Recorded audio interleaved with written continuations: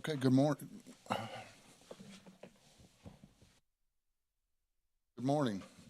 I'd like to welcome everyone to the ARBC board meeting here today on July 9th, 10 o'clock in Ascension Parish Council Chambers. Can we stand for the Pledge of Allegiance? And President Dufresne, can you lead us in the pledge, please?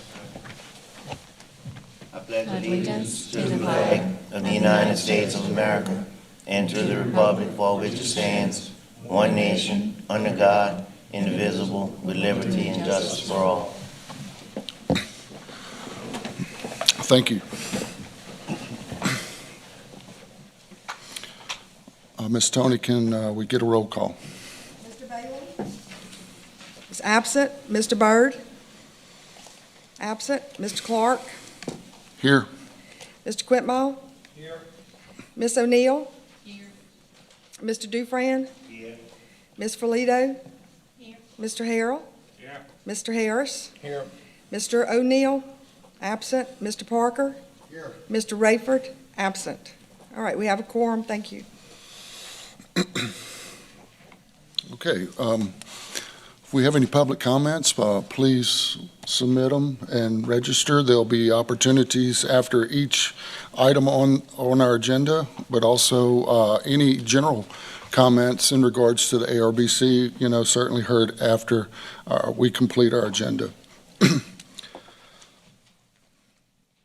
So are there any public comments? Okay. Next item is approval of our minutes. Commissioners, you've had a chance to review the minutes. Get a motion by Commissioner Parker to approve the minutes as written. Second. Seconded by Commissioner Harris. All in favor? Any opposition? Okay, motion passes, minutes approved. Next item is approval of our financial statements ending June 30th, 2024. Everybody take a look at that. I've reviewed our financial statements. Any public comments? Any public comments on our financial statements?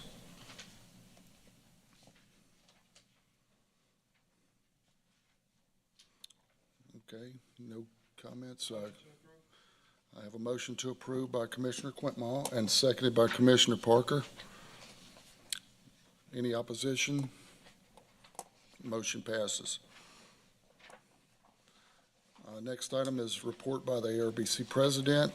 I would just like to say that, remind everybody how special it is for the ARBC to be created as it is, organized with the parishes sitting together here, speaking as one, but it also independently, obviously, is right to voice your own opinion and for your parish. But the unique thing is we're looking at this as a big picture for the Amite River Basin. Unlike ever before, taking a regional approach, looking at things that can be done for the benefit of the entire Amite River Basin. And I have nothing more to say. So our next item is a report by our ARBC legal counsel,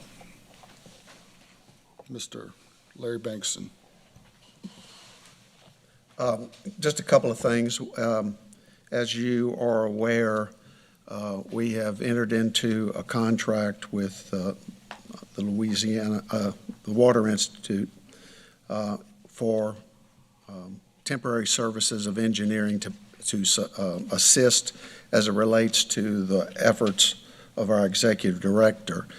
We have gotten confirmation yesterday that the contract was acceptable to Office of Community Development, and so just the board to be aware, the initial contract that we had has a limitation of $100,000 for that particular contract. In order that we comply with the quick action that we took of getting 3 bids, 3 requests verbal by way of communications, we can actually go up to a maximum of $250,000. So as the process continues, it will allow the board to have flexibility to add to that contract without having to go back for any additional approval in reference to that. The other issue that is left is the RFQ or RFP for a permanent contract, or the decision by the board to go back out for a search for an executive director. So just leave that for the board's decision as to how they want to proceed. Do they want us to continue to work on the development of a RFP that would provide for a permanent engineering, outside engineering company, or the aspect as it relates to having efforts to find a contract with an individual who would serve as executive director? So those two issues are still out there. Also in your packet, there is information concerning the Comite Diversion Canal, and it is almost all of the real estate has been acquired. 85 of the 89 parcels. We had a Zoom meeting with all the parties on the 25th of June. They're still doing some relocations of utilities. The bridge at 964 is 77% complete. The bridge at 67 is 70% complete. And Highway 19 construction contract, they're having to redesign part of it. Also, Mr. Marino, who is attorney for CPRA as well as Department of Transportation Development, I'd ask him to kind of give a brief. As everyone knows, the major continuing problem with the project has been the natural gas company, Florida Gas, and the relocations. And maybe he could give us a brief update as to what's transpired in reference to that. Sure, and the main relocation, obviously the mile and a half or so, the big drill, they call it, they did get their cost estimate in. They had to redo that, or did redo that. Came in about $25 million, well under the FERC cap for a lot more work, so it was very good news. It was turned around by the Corps of Engineers and DOTD in a day and approved.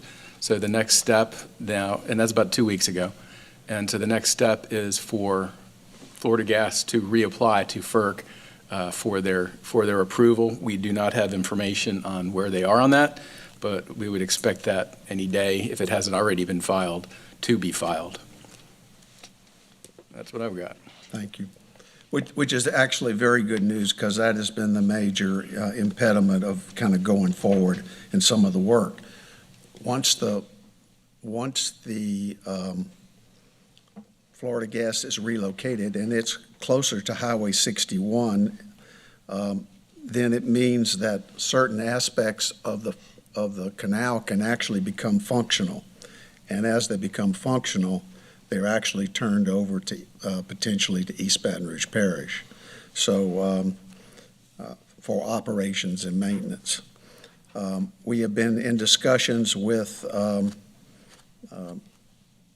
some of the consultants that we've hired in reference to the master plan to examine whether or not some of the property that would be in excess of the right-of-way itself could potentially be used for a mitigation bank or for some other use.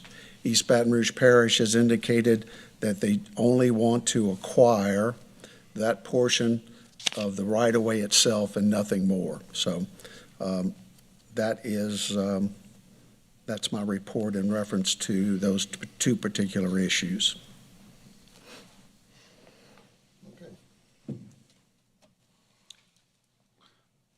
Thank you, Mr. Bankston. Anyone have any questions in regards to our legal report, the Amite River Diversion Project? It's good news. It sounds like it's moving along. If we can just work with Florida Gas and get something moving forward in that regard. Okay, our next item on the agenda is under old business, and it's a report from the ARBC Project Committee. And one of the items under that is we have a resolution to vote on and pass. I think the resolution's in our packet. Yeah, it's the first thing under old business. Yeah. Okay.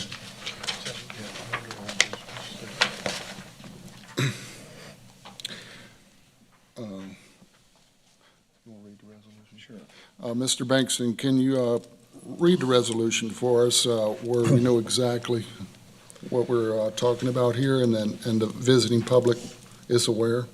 This is Resolution 1180. It's resolved to submit the following list of projects for Ascension Parish: the New River Storm Water Management Pump Station with a total project budget of $57 million with LWI budget request of $40 million. Next item is Livingston, the Amite River Sediment Removal project budget of $25 million with LWI budget request of $20 million.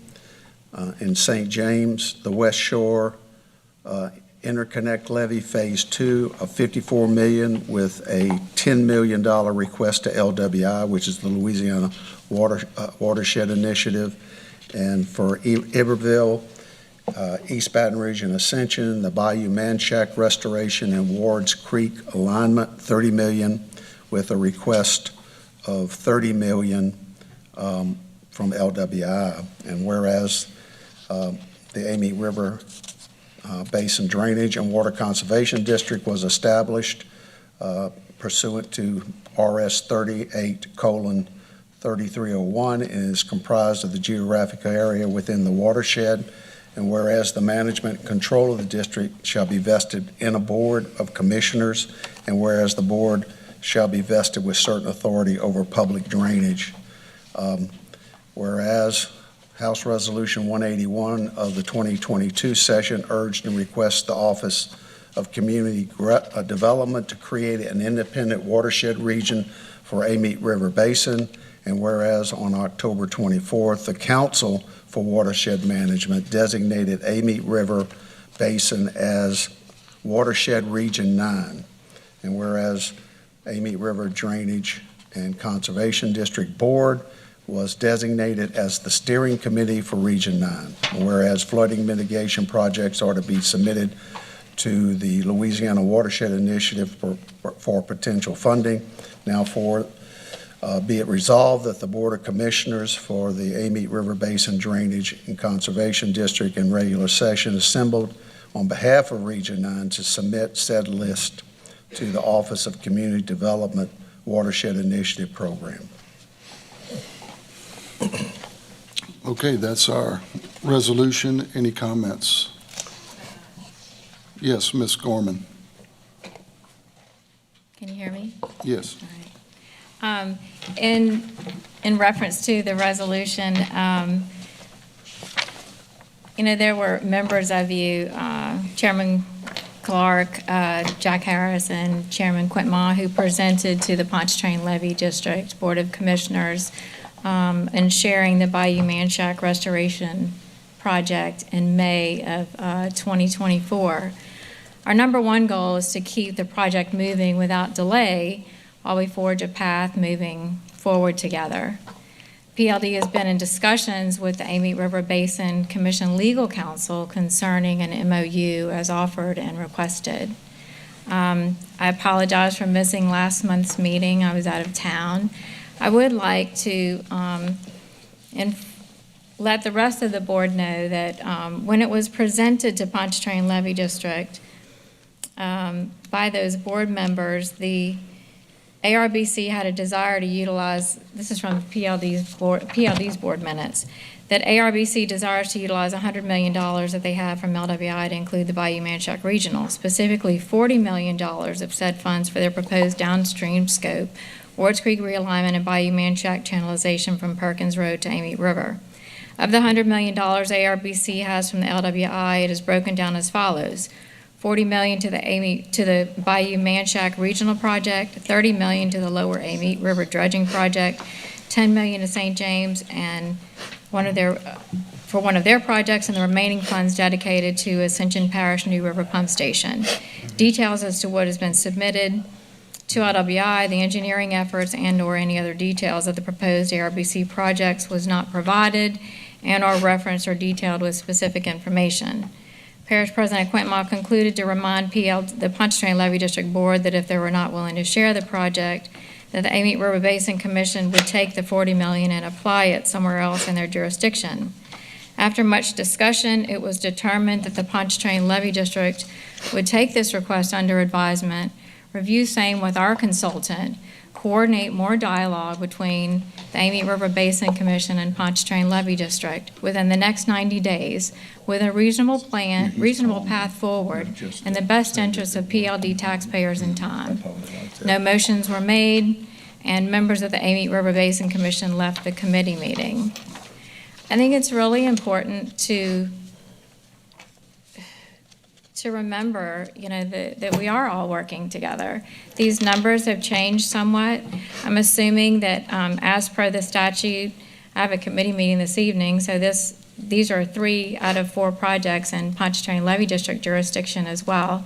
So I'm assuming that these projects, West Shore is a no-brainer. That one PLD is actually participating in with St. James Parish on that one. So I don't see a problem with that, and I don't see a problem with the pump station itself. Just the numbers have changed, certainly. I'll inform my board of that, but I would really recommend that the Amite River Basin Commission and PLD have another meeting after what was presented to PLD on May the 16th. I also ask that the other non-voting members, a representative from CPRA and a representative from DOTD, be a part of that meeting because I think that other board members need to be aware of the entirety of the discussions. I think PLD has some other alternatives and ideas about some of that I think we can certainly work together on. And I would think if we continue in that direction, then we can, as much dialogue as our attorney has had with, ARBC's Council Bankston, I think we can put something on paper for both boards to consider at their August board meetings. Okay, thank you. Any comments? Yeah, I'll comment on that. Commissioner Harris, yes. Okay. Well, we're on the same page that we definitely want to move forward with the project. And like we said, we met back in May, I believe, with no resolution. But there's 2 ways to look at this. We're actually Region 9. Region 9 was awarded the $100 million. ARBC is the steering committee for that. And if we want to split hairs on who you can stop from moving on the project. We're not looking to do that, sir. So we're wanting to move forward. We met with OCD. They're wanting to move forward. They're wanting to get something going. They made it very clear. And as we're lined out here, it's not ARBC is the project managers on this. It's the parishes who, as President Clark pointed out, now we have all the parishes together working in a common goal to solve the problems of the basin. So each parish this is their priority, and as a group, there's There's much more to come, but we need to go ahead and get moving. It's been 2 months since we met, and nothing's happened. We need to go ahead and get the applications, and we went over with OCD. They made it very clear. They spelled out every detail. They even said, look, we're going to streamline this for you. We're going to do away with the pre-application. We want something in here now. We want to get moving with this. So what this resolution is here's how we can go ahead and start moving forward. We need to, as a group, decide, yep, these are our projects, and here's the leads that are going to be on them. And if there's some details that we need to work out with PLD or any other agency,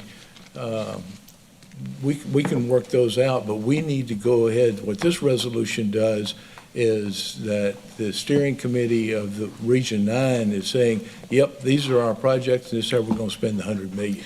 I'm not saying not to move forward with the resolution. I apologize if that's how you took it. No, I just wanted others to be aware of what the motion was at the meeting in May, was the 90 days. I don't think that the board was aware that that there was a decision made by PLD Board of Commissioners. That was the first time they had ever seen that presentation. And there wasn't any information that's been provided since then other than the map that said this is what we wanted to do. I am not holding up the resolution whatsoever. We would like to work with Amite River Basin, make sure you have all the information that you need. I just think there needs to be another meeting. I agree. I that's all. absolutely agree. And we I'm do not need to work trying together. to- Y'all already have some information that you've done on that we're hoping you're going to share, and we had talked about that. So it is something that we would need to move forward on.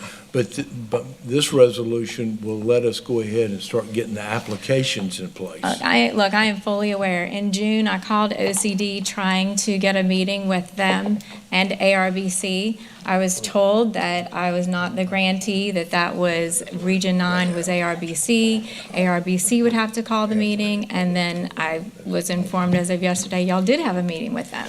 So, yes, I understand the processes completely, and I just really wanted, like I said, I wasn't here in June. I wanted to make sure that everyone understood that we have been working together and do want to work together on this, and it is the number one goal. It was the number one project to this commission, the Bayou Manchac project, as well as all these others, so it was just strictly a comment, that's all. No, and that's great. And we made it clear with OCD yesterday that we wanted to get back with y'all too. And I think they're going to be reaching out. They reached out, yeah. For us to get back together and everything, because we do want to work together. We just want to go ahead and get things moving. Understood. So I think we're on the same page.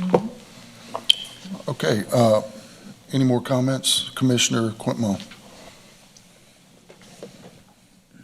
Yeah, and thank you for PLDs for their wanting to work together, and that's great. I think the issue is our timeline, and we have deadlines that are based on our CEA that are important to be met, or it puts us in a compromising situation. So whatever meetings we can have as soon as possible. I agree. Because those deadlines are critical, and they're coming up. And if we don't act, it's going to be at our own peril.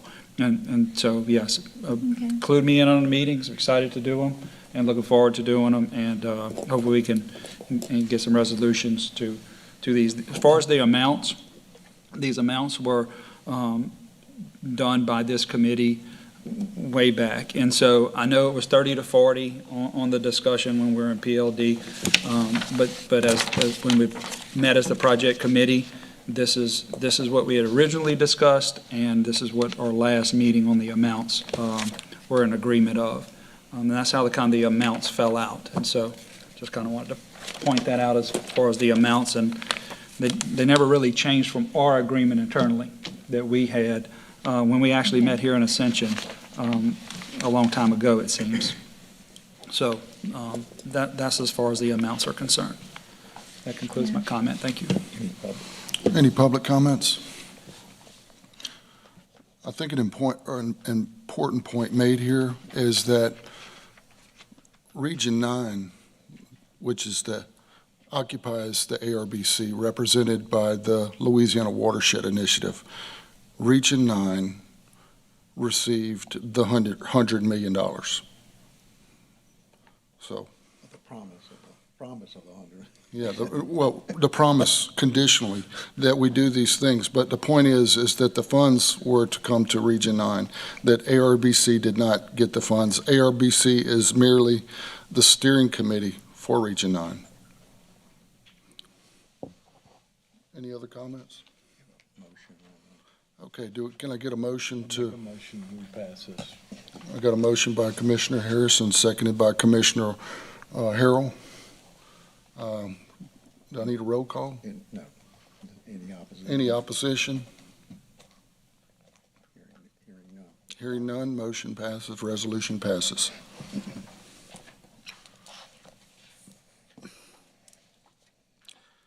Next item is a report by the Water Institute.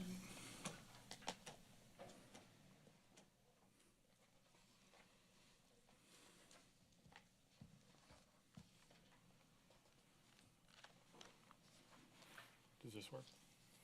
Can y'all hear me? Mr. Garvin Pittman. All right. Hello, All right, hold on. Board. I'm Garvin Pittman. As you all know, the Water Institute entered into a professional services contract with the Amite River Basin Commission effective June 11th, 2024. Total cost not to exceed $100,000. It's the assumption of responsibilities in relation to Act 490 of the 2022 legislature, specifically providing the coordination, management, and oversight of the ARBC master plan. Also, assistance with duties and responsibilities related to the ARBC Office of Community Development Cooperative Endeavor Agreement for the Regional Capacity Building Grant for Region 9, and all other duties assigned by the ARBC Executive Committee and/or unanimous Board of Commissioners of the ARBC. And that's direct quotes from the contract. Figured I'd stop there to see if anybody had any questions on my particular scope. Okay. Oh.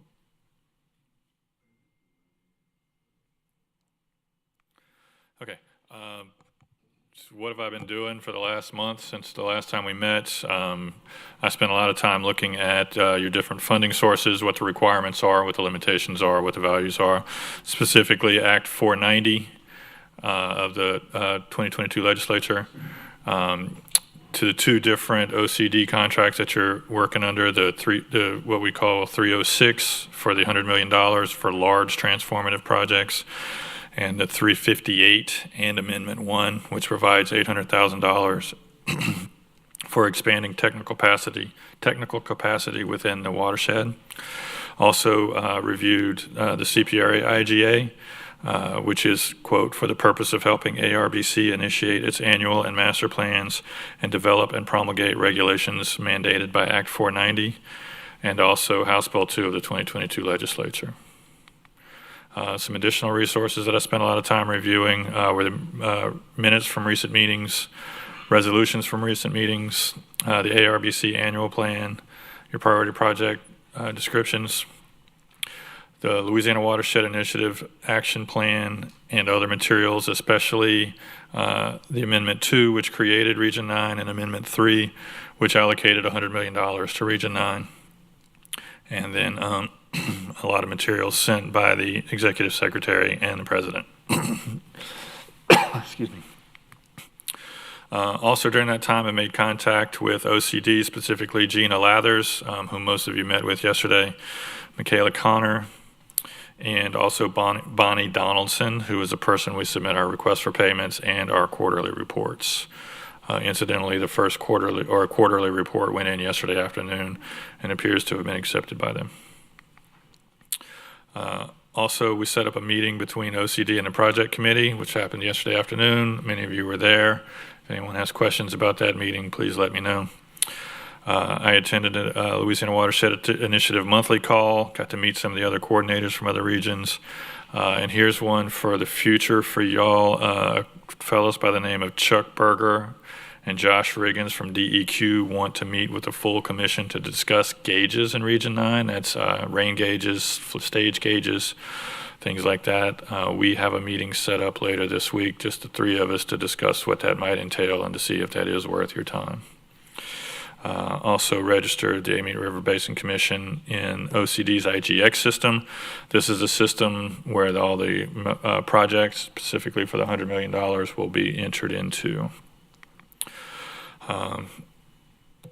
You've all seen that already today. These are the proposed projects. We met with the ARBC Project Committee to determine the priority projects and communicated this information to OCD, which has been accepted essentially as the pre-application information. Also started working on the ARBC master plan. We had an introductory meeting with Dewberry, who is a contractor for the master plan. I reviewed Dewberry's scope of work and contract and reviewed their draft public engagement plan. Did have a couple of comments which have been submitted back to Dewberry at this point, which is who will post and monitor the social media. It looks as though Dewberry will be doing that. Still needs to identify stakeholders by name and establish meeting schedules. For those of folks who are going to be on the project committee, it's looking like we want to try to have meetings every other week for an hour or two. You will be receiving an email from me later this afternoon to try to start scheduling that. And we also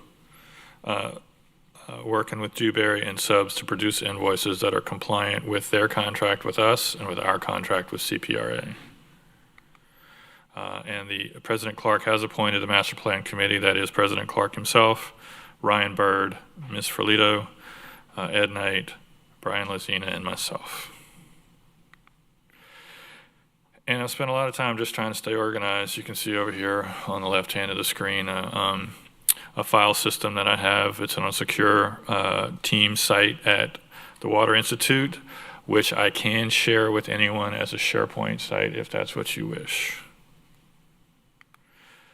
Up next, we'll be working with OCD and the parishes and the project committee to submit the project applications for the $100 million worth of projects and to set up regular meetings between Dewberry and the ARBC Master Plan Committee, among whatever else comes out of today. And thank you, and I'll take any questions that you may have. Yes, Ms. O'Neill.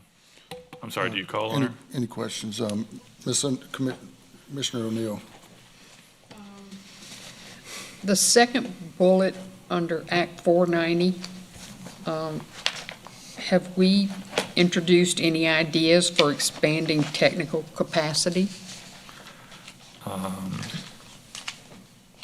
Okay. So what does the second bullet say? Is that? $800,000 for expanding technical capacity within the LWI Region 9. Okay. I specifically haven't done anything to that. I'm still trying to wrap my head around what that really means. That's our operating, That that's was- our operating fund for Right. Region 9. So each, Okay. Attorney Bankston.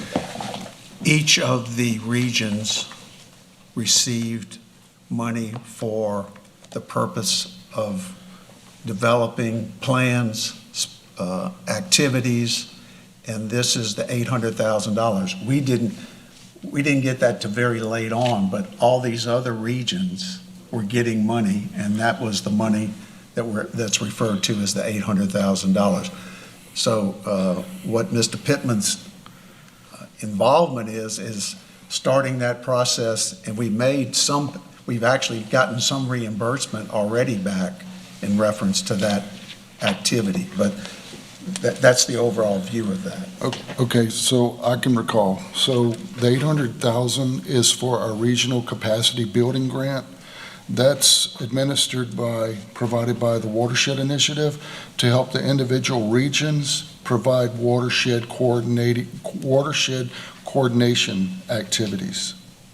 So what Garvin is doing is part of his contract with the ARBC is watershed coordinator activities and oversight management of our master plan.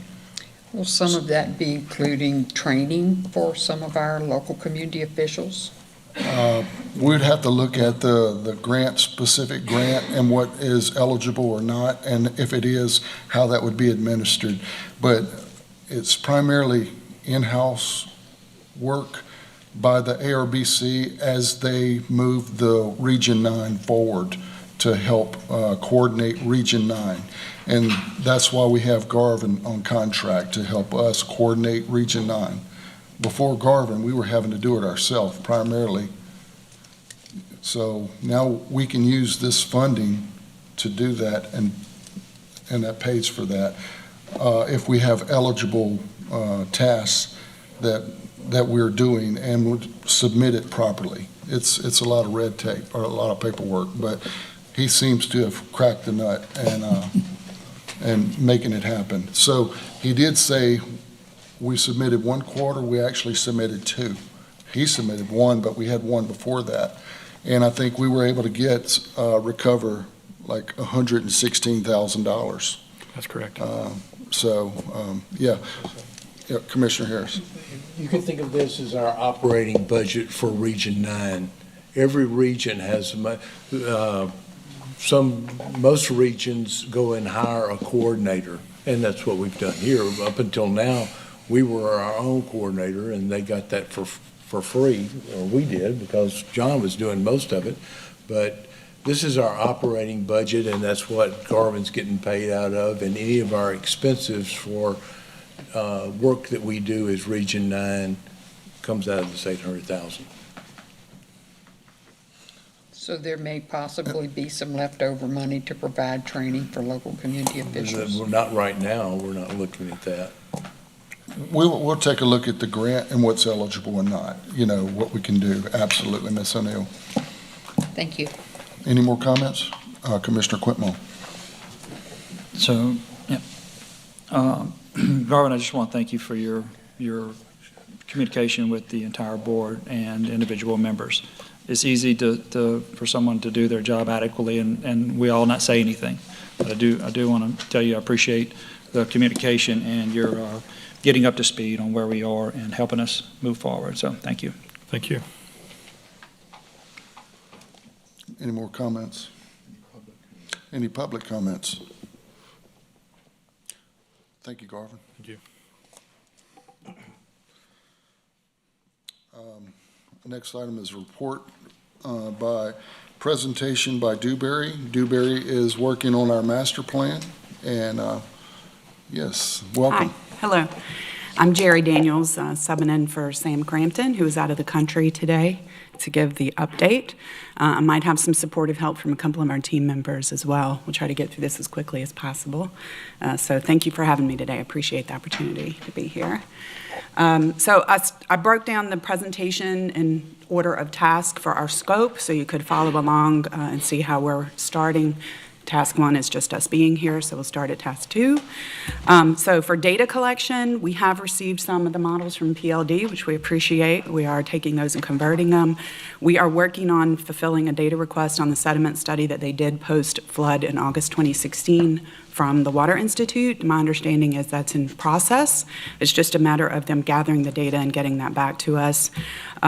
We previously have collected some of the other data that we reported on last month. I won't belabor that, but we also are continuing calls and direct contact with some communities to look at ordinances, looking at the CRS component, which I know that's near and dear to Cindy's heart and mine as well. And also codes and ordinances with our sub-HNTB working on that. So lots of data collection, lots of the progress that we've been making are on the first couple of tasks in our contract. So for survey collection, I'm going to have Brad come up and talk about that. Good morning, Commissioners. Brad Holloman with Fort Noblata, licensed land surveyor on the project. Just going to give a very brief overview of some of the survey and data collection efforts that have been going on. The first scope item was to do historic research to try to find cross-sections that we could rerun under modern standards to do a comparative analysis. While taking those cross-section samples, we're also taking sediment samples in 3 locations in each cross-section and having those analyzed by a geotechnical engineer. So we've identified 30 cross-sections, and we're actively well underway in running those cross-sections in their historic locations. We are also well underway with doing a multi-beam hydrographic survey of the Weir area. This is some preliminary results. We just had it processed yesterday, and kind of the top left-hand corner is the area in which we're going to be performing the multi-beam hydrographic survey. The multi-beam hydrographic survey, you can think of that as just a 3D image of the bottom of the river and the divergent canal. Unfortunately, at the time of our original deployment, we did not have the river stage to be able to conduct the multi-beam over the weir, so we're going to be in a second deployment, which was intended, is supplementing the data on the top of the weir. Kind of doing a fly-through of the data here. It really helps to analyze where scour exists, where different sediment is built up, and then also different underwater obstructions. This is an example of kind of a scoured out area that we were able to identify, along with some other underwater obstructions with those spikes and peaks. Another interesting fact was we actually found a 32-foot sunken vessel that was in the, I believe, on the southwest side of the weir. And with the data collection methodology that we're using, we're able to kind of get that clear picture. So on the right side of the screen, you can see the cross-sectional view or the silhouette of this vessel that is actually underwater. So I'll open it up to any questions. Any questions? Commissioner Quintmore. So if I'm looking at those elevations correctly, in those scour areas, it's close to negative 50 feet, is that correct? That is not. So we're still in the preliminary processes now. We are in the depth stages, not the post-processed all the way to elevation stages.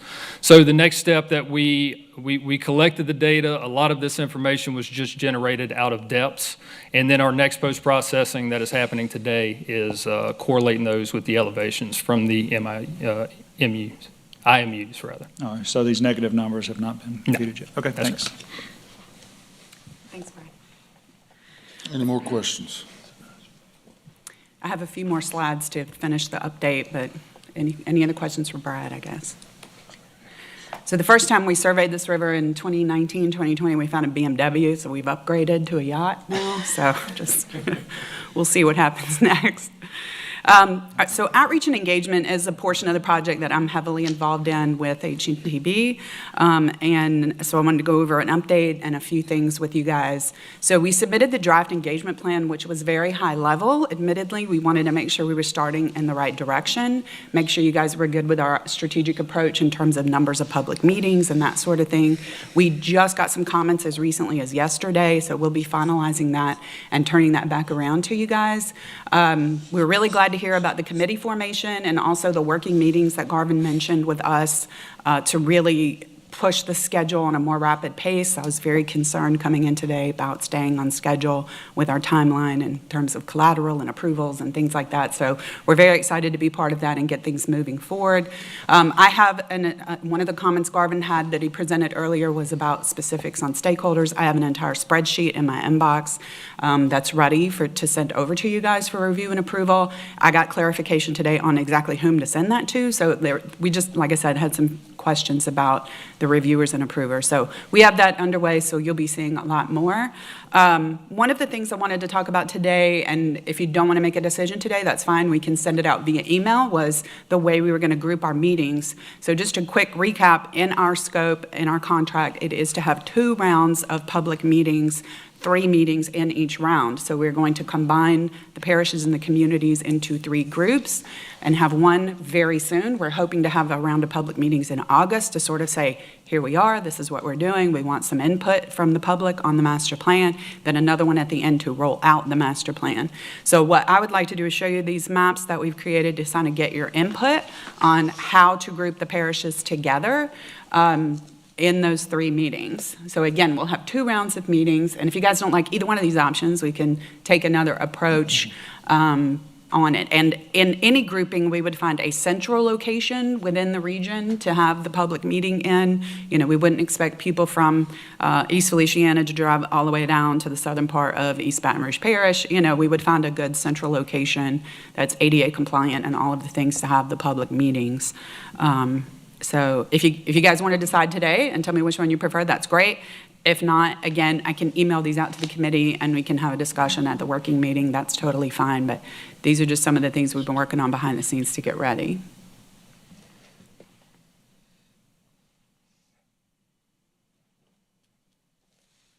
Any thoughts, or do you want to decide later, or? Okay, so you'll take a look at this. I mean, we can obviously make a decision. Looks like the slide on the right, that region, I guess is called the Eastern Region. Mm-hmm. That may be big. Mm-hmm. Any thoughts, anyone? It's too large. Yep. So maybe we could include Port Vincent in the southern region? Is that Maybe. what you're thinking? Just leaning more towards the one on the left, if that's Okay. the options it seems Yeah. to be. We can come up with another option as well if you hate both of these. We're totally open. Yeah, we think that's good. Okay. Because, that's kind of the way the basin reacts, and the people that live there are Interact with each other. different Yes. with each region, yep. Yeah. Upper, middle, and lower. Yeah. Okay. All right. Very good. And I know also we're having some one-on-one meetings with parishes as well, but in terms of public meetings, this is what we're thinking for public. So please don't think, oh, I'm only going to get a meeting grouped with another parish. Like, we are also having one-on-ones with parishes as well. So the meeting itself, what would be kind of a typical or suggested venue? Is it at the library or It is could it be. vary? Yeah, it could be a high school gymnasium, could be library, any kind of room large enough for capacity for people to come through, look at maps, talk to people one-on-one, that sort of thing. We haven't really outlined the format of that meeting yet, which we'll be definitely doing with the committee and working with you guys on. So minimum, I would say definitely a couple 100-person capacity would be the smallest type of venue that I would look for. So, it really kind of depends. For sure, definitely like for the western option, we definitely would want some large options, so. And I've had lots of public meetings in this region. I've been, longtime Livingston Parish resident and public outreach person, doing a lot of work on the FEMA side for a long time, so we kind of know what to look for. Sure. Yep, Commissioner Harris. Yes, sir. Just to throw something out. Sure. As an alternative, if we split the central region with the Amite, then you'd have Livingston on one side. Mm-hmm. They wouldn't have to be coming to Baton Rouge, or Baton Rouge people going to Livingston, and that's sort of, they don't get along with each other anyway. So they try. No, I'm being facetious, of course. But that, I think for the public meetings, we could get a better turnout, and hey, we're talking about Livingston, and rather than them going to Baton Rouge, which they're Right. not worried about that, or vice versa. Yeah. If we would split that at the Amite and then leave the northern and the southern, they're pretty much in the same boat. Well, I think that was the motivation for the map on the right, having that eastern region and the western region, where we would find a place like in Watson or something like that for a public meeting, or Denham, or Walker, having St. Helena included with Livingston. That way St. Helena's not having to come all the way down to I-12 to come to a meeting, try to be sensitive to that. I think that was the motivation for that map on the right side, was just what you're saying, Well, we could go with a combination of the two and leave the northern region like you have on the left the way it is, and then split the central region to an eastern west. Yeah, I'm definitely open to that. Our contract is 3 public meetings. We definitely can look at that revision.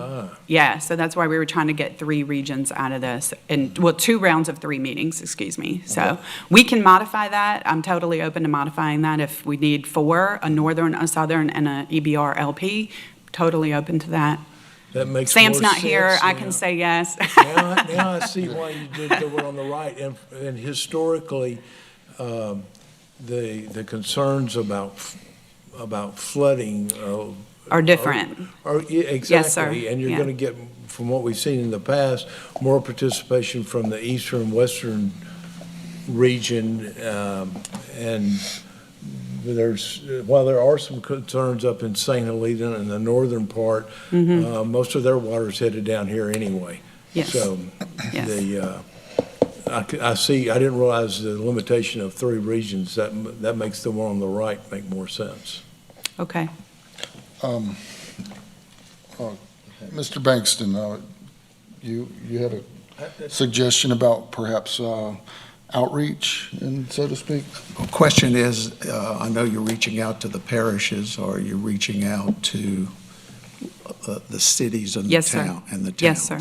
Absolutely, yes, sir. Yes, parishes and all communities within, yes, sir. Yes. And we'll be advertising publicly, like these are public meetings. We really want a good turnout from the public to capture their concerns and comments. Yes, sir. Any more comments? Commissioner Lenzina? Just a comment from a group that holds a lot of public meetings, and this is for the commission to consider. I know you mentioned, 2 groups of 3, but as always, the best way to maximize attendance is to minimize travel on any of these things. I think for you guys to be able to outreach to the citizens is, if you put a lot of social media that's EBR heavy, you're not going to get those folks in other places. So regardless of the mechanism, I would suggest always, we'll see 30 miles. People aren't usually willing to go 30 miles, even if the conditions are the same. So that's just a comment. The best way to do that is to minimize travel for folks as much as we can, feasibly. I know it's logistically a lot, but we've found that time and time again. So. Yes, sir. I agree. Any more comments?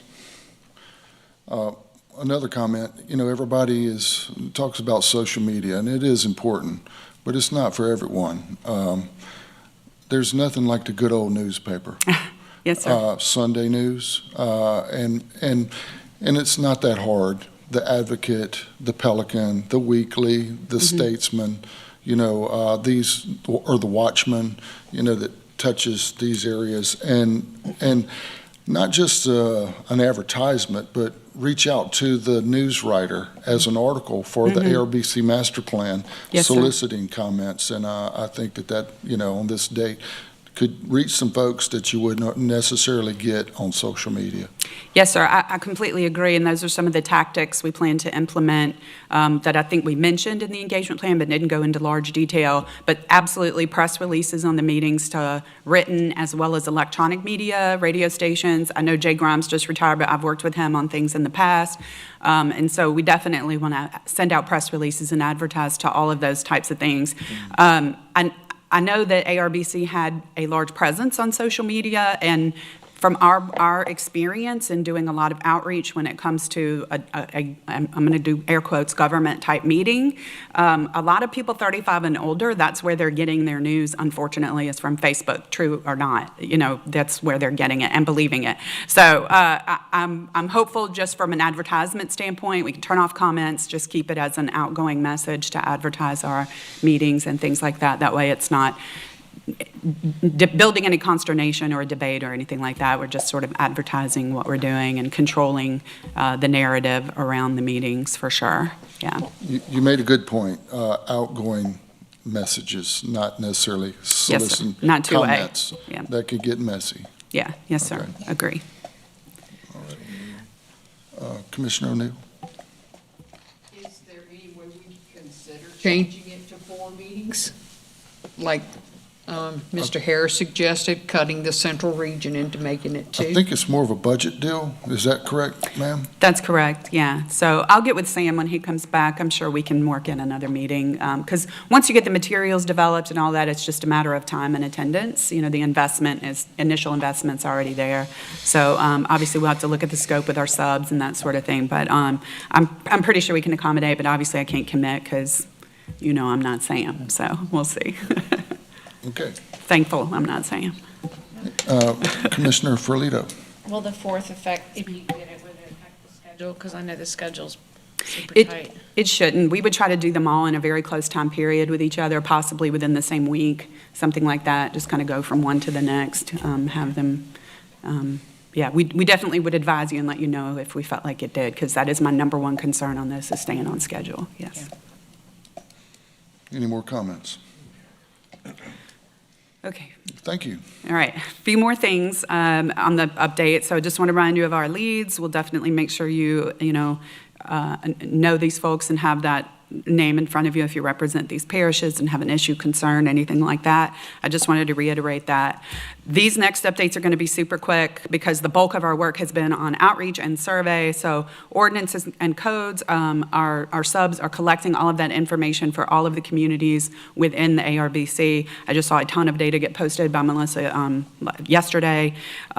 Existing conditions assessments underway, collecting information on the projects, which you guys just spoke about the projects and won't belabor that point, looking at compiling a list and getting that data together and looking in those report sections for the overview, current conditions, and the flooding mechanisms, putting that history together. For task 6, again, looking at those proposed projects and concepts from the data collection. This is just getting started. So this was the same update as last time on mitigation baking, so I didn't have any new information on this. I apologize for that. And then task 8, governance, again, just starting that research process. Everybody's digging in to collect everything. We should have a bigger update next time. So update on the schedule. I want to give a quick LWI task order 4 update. As you guys know, those are the modeling inputs that we're going to be using for the project alternatives analysis and the design storms, which run everywhere from 5, 10, 15, 20 up. And so those AEP events are in here. We should have all of those updates done by mid-September and then have demonstration projects ready for you guys by early October. So we don't foresee any delays on the schedule from LWI and having that really great modeling data as inputs into this. And if you've ever heard me present on LWI, it is the best flood risk identification data that the citizens of Louisiana will have ever seen. So this is really great data to go in for this master plan for sure. So that's the schedule update there. And then for the next time, again, we hope to largely complete that community and agency data research, data collection that you saw that we were just getting started, looking at that project list. And then, of course, the stakeholder engagement, especially if we get going with the committee meetings with Garvin and the team, will be much further along than that. And I'll also definitely have an answer for you before then on the groupings of the meetings and things like that. And I'll have a couple things emailed out to you guys this week for your review and approval. And that is all. Anyone have any questions? Oh, Brad's got one more thing. Just a quick point of correction, I was mistaken, those are in fact elevations. I just confirmed with the team and not depths. So on the previous slides were elevations. So that's 50 foot deep there? Do we want to go back and look? They are preliminary, haven't been final process, but navigation elevations. Okay. So, okay. Those depths sound pretty reasonable. From our original Amite, even the second run on Amite, we've seen depths like that, so. Really 50 feet deep. Interesting. How it can be that deep in one spot and other spots almost rise up to the surface. Well, 45 feet deep because it starts at -5 and then it goes down to 50, so 45 feet deep. Okay, So pretty and- deep. I'm splitting hairs at that point. Impressive. Any more comments? Questions? Commissioner Quintmore. So we're going to have more of a overall detailed look at this? Correct. So we're going to be stitching together the multi-beam hydrographic survey data.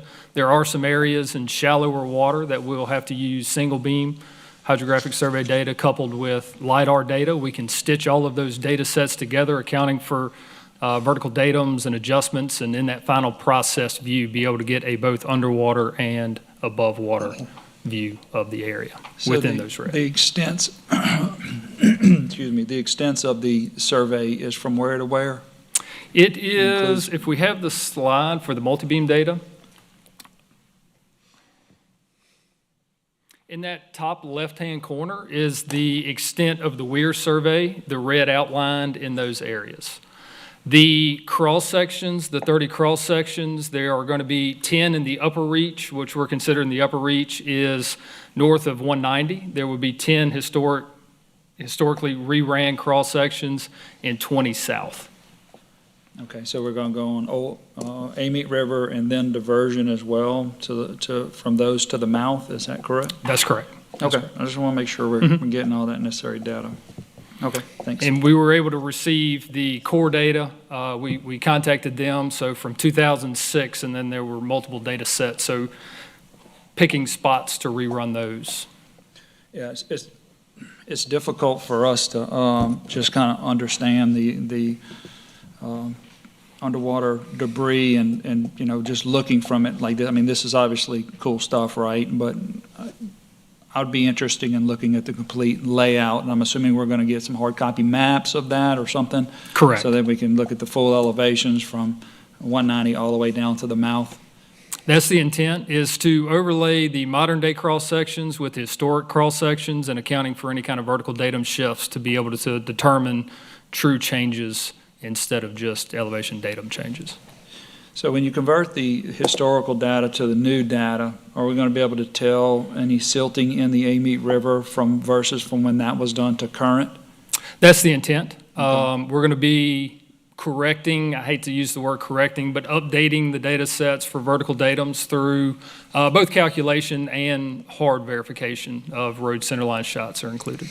Great, thank you. Yes. And one question for Brad, won't the data be provided itself, not just a paper map, but the actual data itself? Correct, Yeah. correct. We will create a presentation style data set in cross-section views with an overall map to depict where those cross-sections are taken.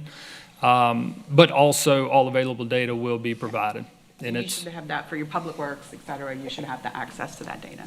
Yeah, just because it's one of our critical projects in our four, right, the lower Amite, identifying those underwater elevated dams or weirs, whatever we want to call them, is critical to how that project moves forward. So obviously we're doing this data is picking up those critical points of where that exists and looking at silt buildup and having to be able to prove that in the future when we go into other projects like, you know, up north with the retention ponds or the gravel pits and trying to reduce some of that sediment coming down the river and filling in these areas. If we can prove that that has happened over time, will help justify future grants in order to do projects of that scope. Yes. Thank you. Thank you. Anything else? Any more comments? Okay, thank you very much. Thank you.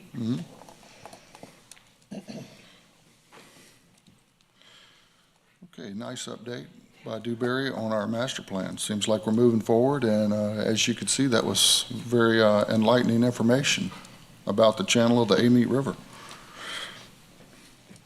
Moving on to our agenda. Next item is Louisiana Region 9 Coordinator Updates Discussion. Garvin, did you, or did we already covered that, or Yeah, you had something else? Okay. Unless you have any questions, there's nothing else that wasn't in the previous. Yeah. Okay. Good deal. Yeah, we covered that thoroughly earlier in the meeting. And so next item is our Comite River Diversion Canal Project. I think Mr. Larry gave us a very thorough update on that. And there's information in your packet. And yes, and the information is included in your packet. One thing I would like to note is that Commissioner Harrell has been appointed to the Comite River Task Force, the new Comite River Task Force. So hopefully you'll be able to attend that and keep us on track and give us some good updates. All right. Any comments on the Comite River Diversion Canal Project? All right, moving on the agenda, under new business.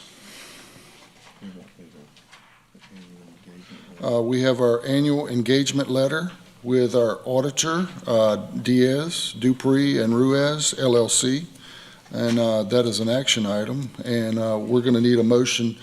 Look at your packs and any public comments in regards to our audit and our contractor who is helping us prepare our financials for our audit. Would you say that name again a little faster? No. Okay, can I get a motion to approve? Motion by Commissioner Harrell. Second. Second by Commissioner Harris. Any opposition? Okay, motion passes.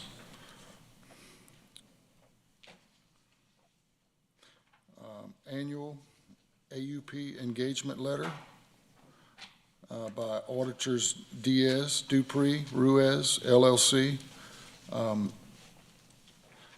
Ms. Tony, can you shed some light on this a little bit about this annual AUP engagement letter? Yeah, it's more of an in-depth type of audit that they have, that we're required to have now like we did last year.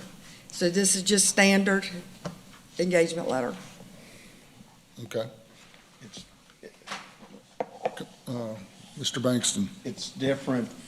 It's a requirement that the state has imposed in addition to, the first item we did was the engagement to do the actual audit. This is to do certain other in-depth aspects unrelated to the actual financials. So a different engagement letter for doing services that are now required by the state. Okay, good deal. Thank you. Got a motion by Commissioner Quintmall, second by Commissioner Harrell. Any opposition? Okay, motion passes. Yet another Louisiana Audit Compliance Questionnaire. Tony, can you explain again? Yeah, it's in your packets. It's a list of, it's a long list of saying that we did everything correctly, legally. And if you look at your package, you can see each of the questions are in there. This is something that we have to do every year. And I did send it to Mr. Bankston to review. Yeah, Mr. Bankston, please explain. This is also provided to the auditor and goes over agencies, and each of these questions are reviewed by the auditor. I have reviewed them. We file this each year for each individual year audit, and this becomes part of the overall audit. And most of the questions in here are not applicable to ARBC, but we do comply with that and fill it out, and I've reviewed it, and we are in compliance. Thank you very much. I had a motion by Commissioner Quintmall, seconded by Commissioner Harrell. Any opposition to this action? Okay, hearing none, motion passes. Did we get any general comments, public comments that registered that would like to come forward? Yes, please.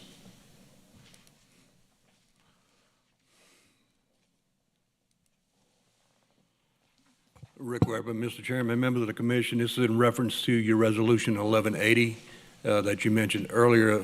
This is a resolution from the St. James Parish Council that authorizes the parish president to coordinate with OCD, ARBC, Region 9 for that project that you listed in your resolution. And what I'd like to do is request to enter this into your record with that as well.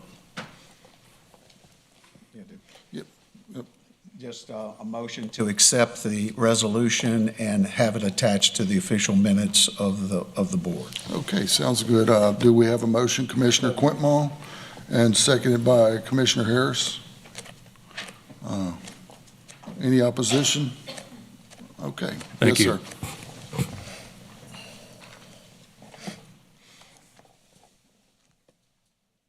Any more public comments, questions? Commissioner Harris. I touched on this briefly, but just I wanted to thank OCD for the meeting yesterday. It is, after years of dealing, ever since Watershed was put together, it was so refreshing. Here's a group now that's there to get things done. And I just wanted to, and I think I speak for everybody that was there on how refreshing it was to, let's see how we can make this happen, not put obstacles and roadblocks in the way or hoops to jump through to keep something from happening. It's was very refreshing. I thank them for their time. The two presentations that they email it to Tony so that he can part of the record. Thank you, Commissioner Harris. I also echo that same sentiment. I've worked with OCD from different facets and the Watershed Initiative from the beginning and before, sat on 3 different steering committee meetings for different regions. And, Yesterday's meeting was very encouraging. It was good. So, Commissioner Quintmall. I would also like to echo those comments because it is refreshing. And I want to thank the Secretary for her leadership and what she's done in such a very short time. Kudos to her and how she's developed that OCD and changed the mindset so quickly. So thank you to her.